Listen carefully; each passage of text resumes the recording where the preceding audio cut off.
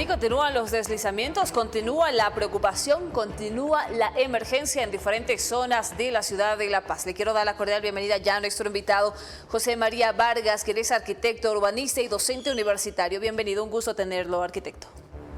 Muy buenos días, agradecido por la invitación y la convocatoria a este tema que preocupa a la ciudad de La Paz, ¿no?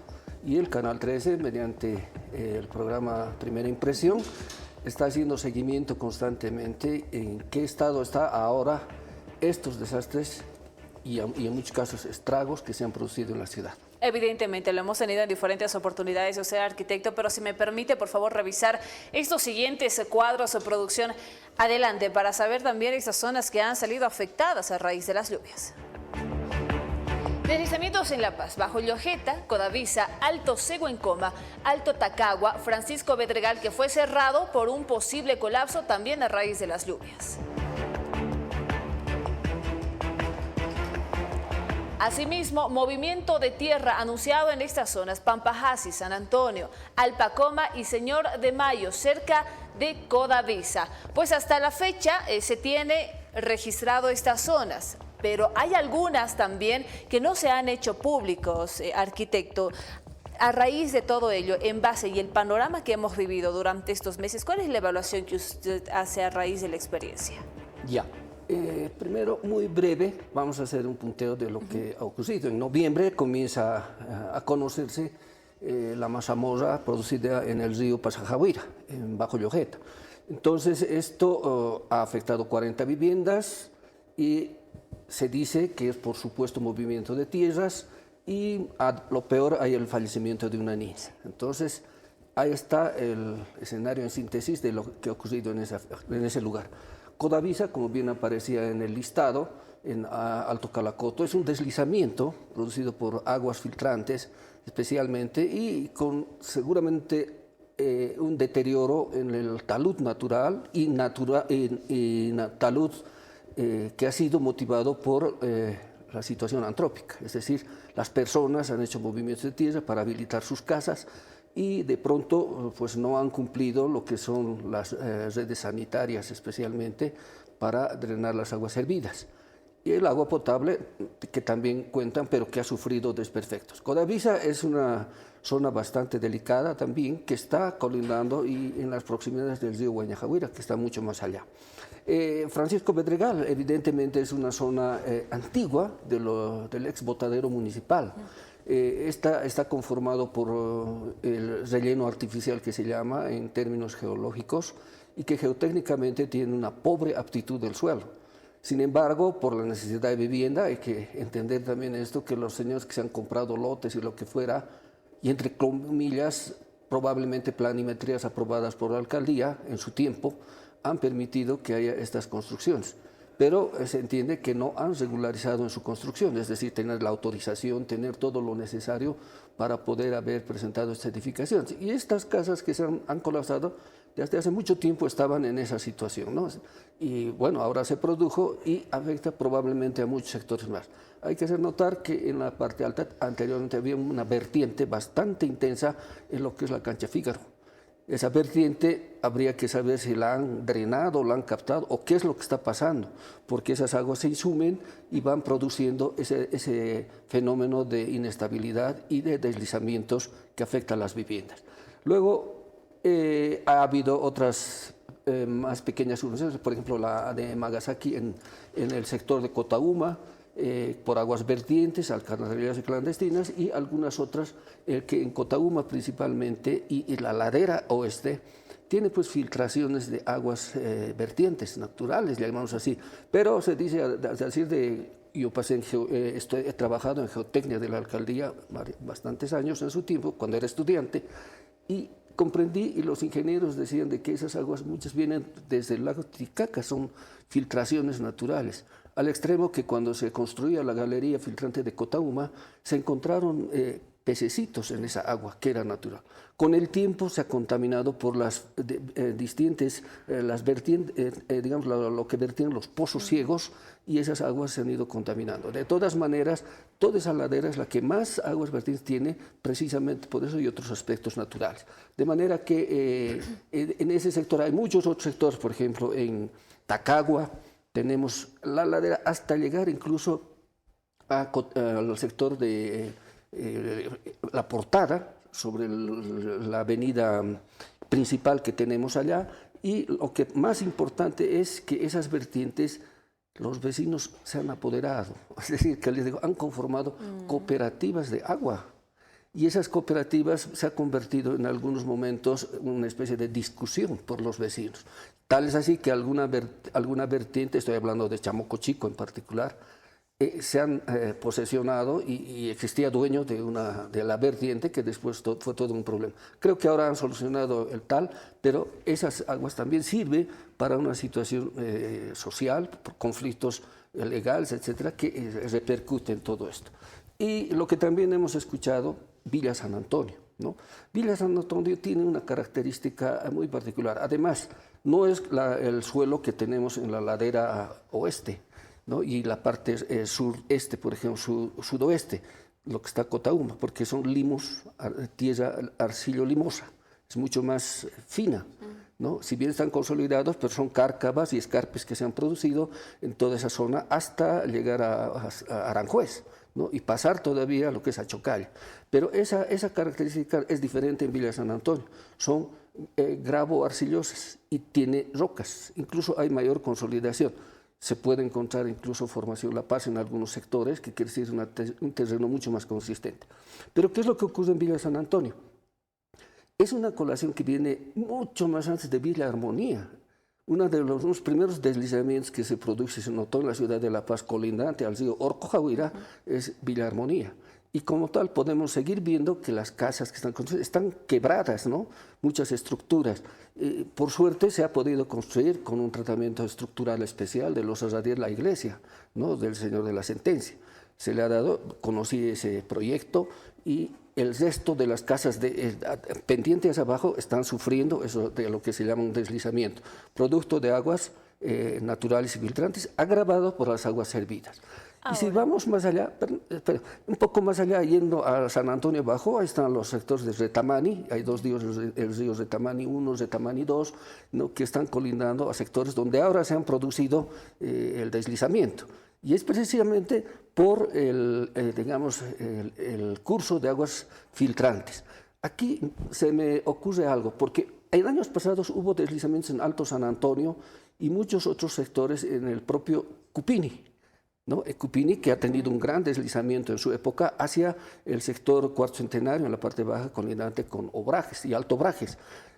Pero se me preocupa a mí, viendo todas las cosas, y que creo que hipotéticamente voy a hablar, hay que hacer una revisión del estanque de tratamiento de EPSAS, porque está encima en la plataforma, ¿no? Y obviamente por años ya está rindiendo la distribución de agua. Es a donde quisiera llegar, arquitecto. En base a todo este panorama que se ha visto, este estudio y todo lo que usted ha realizado también en estos meses, usualmente este tipo de tragedias viene en la temporada de lluvia. Pero lo hemos visto en reiteradas oportunidades, lo hemos visto en reiterados años. Ahora, ¿cómo se debe trabajar para este 2026 y que no tengamos los mismos resultados que ahora en esta gestión lo hemos tenido con fallecimiento también de varias personas? Perfecto. Creo que aquí hay un primer tema, las pendientes, ¿no? Y las pendientes altas ya estaban normado en su uso. Me refiero precisamente al Plan de Desarrollo Urbano del 76, y concretado en el USPA 78, uso del suelo y patrones de asentamiento. El reglamento de edificaciones que ha comenzado a regir después de lo que en 1956 se implantó las oficinas del plan regulador en las ciudades de Bolivia, y particularmente en La Paz el plan regulador, para dar, digamos, que los asentamientos clandestinos y otros se puedan normalizar en sus trazos de vía. Pero el USPA dio características de uso de suelo. Pendientes altas, H2, pendientes medias, H3, pendientes bajas, H4, y lugares son señalizados para edificaciones en altura, el H5. especialmente zona sur. Entonces, todo esto implica de que hay que considerar la situación de las pendientes. El vecino tiene que tener la previsión de que si su terreno tiene alta pendiente, tiene que acudir a un ingeniero para que si quiere hacer uso de esa pendiente, esté de acuerdo a movimientos para poder implantar. Y aquí digo yo, una construcción en pendientes y especialmente altas es mucho más cara que hacer una construcción en plano, como en el alto, ¿no? ¿Por qué? Drenajes, muros de contención, encauces y sobre todo que esos cortes de tierra exigen una cimentación especial, haciéndolo y tratando de hacer una estructura estable. Pero generalmente, ¿qué ocurre? Los vecinos de escasos recursos hacen su habilitación, hacen los cortes de tierra y le meten muros de adobe, por lo general, ¿no? Y cuando ya han pasado al hormigón y al ladrillo, si no tienen los estudios respectivos, ahí tenemos Francisco Pedregal. Sí, y conociendo que era botadero de basura, si se hacía una estructura especial, por decir los radieres, entonces toda la casa, toda la estructura se mueve, no pasaría en absoluto algo, o por lo menos mínimamente. Entonces las pendientes altas. Luego, la remoción en masa que se hace en el movimiento de tierras, hay que obviamente considerar que hay una velocidad en el movimiento de tierras. El movimiento de tierras, digo yo, y didácticamente, deslizamientos, ¿no? La plataforma se derrumba, perdón, se cae, y los deslizamientos que desplazan el terreno, la estabilidad en el pie de talud. Entonces, este factor también tienen que considerar para poder hacer una buena intervención de solución a estos problemas. Entonces, la remoción en masa es muy delicado porque es natural y producida también por elementos antrópicos. O habilitar un campo de juego, o las vías, o el cementerio, qué sé yo, algunos lugares que ya tratando de habilitar el suelo, digamos, no se toma previsión o hay cosas imprevisibles, como por ejemplo el curso de agua natural del río Pachacuira desde la cabecera. Y aquí viene una de las cosas que se debe hacer y para el gobierno municipal. Atender las cabeceras del río, por donde se capte el agua, digamos, se concentra y comienza a recorrer el río, teniendo en cuenta que también hay encauces, ¿no?, menores de las zonas colindantes y los vecinos que desfogan sus aguas servidas a esos canales, ¿no? Esas bóvedas que deben servir especialmente para poder evitar estos riesgos. Ahora, la topografía de la ciudad de La Paz es muy particular, de hecho, ¿cómo debe ser estudiadas las características, como también el crecimiento urbano en esta oportunidad? Porque usted sabe, la ciudad de La Paz crece, pese a esta topografía y pese a estos problemas. Sí, ¿por qué crece? Nos preguntamos. Aquí hay un fondo legal, el derecho propietario de algunas personas que todavía se creen terratenientes en algunos casos o que ya han concedido a comunarios. Entonces, esas tierras ya fraccionadas, digamos semirurales, son pues aprovechadas con el crecimiento de la ciudad, ¿no? Se van incluyendo en la zona urbana y quieren disponer, ¿no? Y ese es el problema, la base legal para generar tenencia del suelo. Y muchas veces en estas áreas no concluyen esa tenencia, están adquiridas con recibos, ¿no?, de pago, no han pagado la totalidad, testimonios que no se han producido. Y esto, para mí, conociendo la materia en términos legales en parte, desde 1952, reforma agraria, a 1956, la reforma urbana, había una disposición de que todos los terratenientes no podían tener más de 10 hectáreas útiles a su servicio de observación, y el resto era expropiado para los trabajadores del Estado.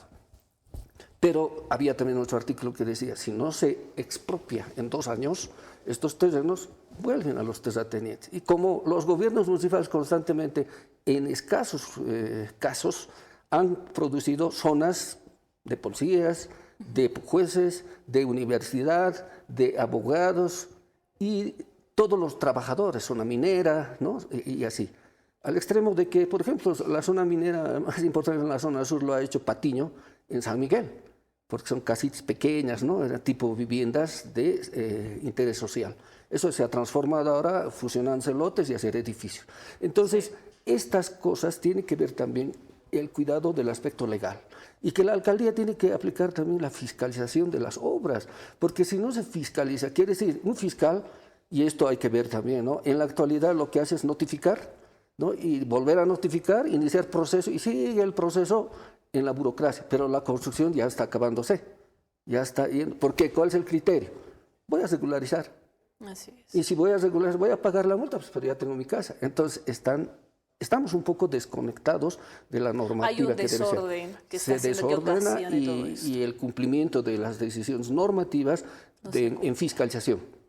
En tiempo, me acuerdo y debo recordar con mucho cariño a la periodista Elvia Moya, que ha sido compañera, también yo la veía en la subalcaldía de Obrajes. Nosotros hacíamos una fiscalización drástica. Notificación el primer día, no hacía caso, el segundo día, decomiso de herramientas. Ahora dicen, no, es allanamiento, que no se puede, etc. ¿Y en qué quedamos entonces?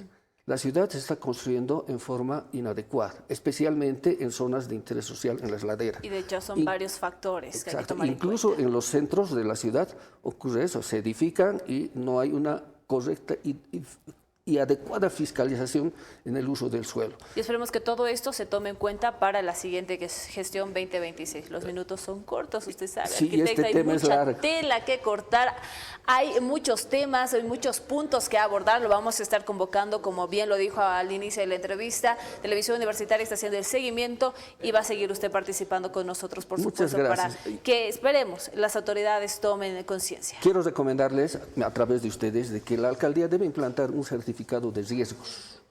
No solamente la autorización de construcción, sino el certificado de riesgos para adelantar y garantizar que la construcción que están haciendo está en algún tipo de riesgo y que si no cumple puede producirse los estragos que estamos viendo en la ciudad.